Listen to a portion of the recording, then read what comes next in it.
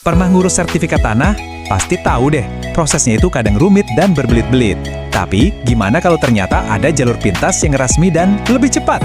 Yuk, kita bedah inovasi baru dalam survei pertanahan di Indonesia.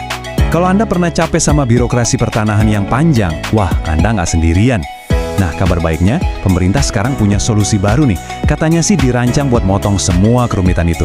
Mari kita lihat gimana caranya. Oke, jadi inovasi ini datangnya dari Kementerian Agraria dan Tata Ruang, atau yang lebih sering kita sebut ATR/BPN.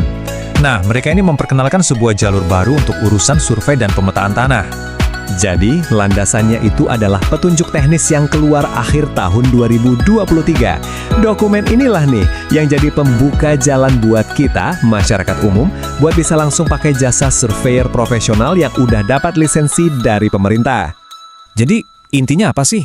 Gampangnya gini, proses yang tadinya mungkin terasa ribet, sekarang dibikin jauh lebih simpel. Kuncinya, yaitu tadi, kita bisa langsung berhubungan sama para ahlinya di lapangan. Nah, siapa sih mereka ini? Oke, yuk kita kenalan sama mitra baru kita dalam proses ini. Siapa sih sebenarnya surveyor berlisensi itu? Ini dia nih jawabannya, KJSB atau Kantor Jasa Surveyor Berlisensi. Coba deh bayangin mereka ini kayak jembatan resmi antara kita sama pemerintah. Mereka punya wewenang buat melakukan survei tanah secara langsung. Terus siapa aja yang bisa pakai layanan ini? Wah, ternyata cakupannya luas banget. Mulai dari kita sebagai perorangan, sampai instansi pemerintah, bahkan badan hukum atau perusahaan besar juga bisa. Oke, sekarang kita masuk ke bagian yang paling penting nih. Gimana sih sebenarnya prosesnya itu berjalan? Yuk, kita bedah satu persatu. Nah, kalau lihat bagian resminya ini, jujur aja, kelihatannya emang ribet ya. Tapi tenang, sebenarnya ini bisa kita pecah jadi beberapa tahap utama yang lebih gampang dimengerti. Jadi intinya tuh cuma ada 4 tahap utama. Pertama, kita ajukan permohonan dan dokumen langsung ke KJSB. Kedua, mereka bakal turun ke lapangan buat ngukur dan metain tanah kita. Ketiga, data hasil pengukuran itu diupload ke sistemnya pemerintah. Dan terakhir, kantor pertanahan bakal verifikasi, lalu KJSB bisa terbitin dokumen finalnya. Simpel kan? Nah, ini penting banget. Sebelum mulai, pastiin dulu dokumen-dokumen ini udah siap. Mulai dari KTP, surat permohonan, bukti kepemilikan, sampai bukti bayar pajak. Kenapa?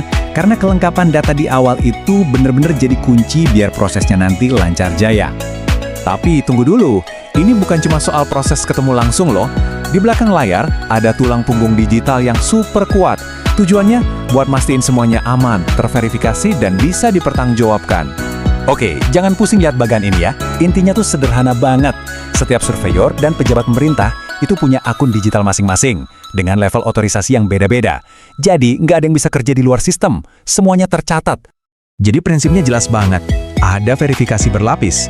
Ini semua dirancang buat ngelindungin data kita. Dan, yang paling penting, buat mastiin keaslian setiap dokumen yang keluar dari sistem ini. Nah, ini nih yang paling krusial. Aturannya tegas banget. Kualitas dan kebenaran data itu 100% jadi tanggung jawab KJSB dan surveyornya. Ada konsekuensi hukum kalau sampai salah.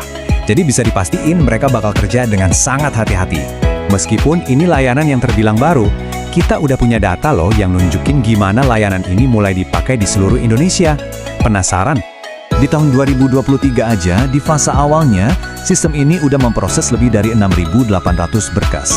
Banyak juga ya untuk permulaan. Dan dari ribuan berkas itu, total luas tanah yang diukur, wow, ini angkanya masif banget, mencapai hampir 9,4 juta meter persegi. Biar kebayang, 9,4 juta meter persegi itu seluas apa sih? Coba deh bayangin, itu setara dengan lebih dari 1.300 lapangan sepak bola. Gede banget kan? Itu semua disurvei lewat jalur langsung yang baru ini. Dan datanya nunjukin adopsinya udah cukup signifikan. Terutama, nih, di wilayah Banten dan DKI Jakarta. Dua daerah ini yang paling depan dalam menggunakan layanan baru ini. Jadi, apa nih kesimpulan dari semua ini? Sederhana, sekarang udah ada jalur yang lebih langsung, lebih bisa dipertanggungjawabkan, dan terverifikasi secara digital buat urusan survei tanah. Bisa dibilang, ini alternatif modern dari proses yang lama. Inisiatif kayak gini tuh bisa jadi model yang menarik banget loh. Jadi kepikiran kan, kira-kira layanan publik apa lagi ya yang perlu diubah dengan cara yang sama? Ini benar-benar sebuah langkah maju buat birokrasi yang lebih efisien dan transparan. Menurut Anda gimana?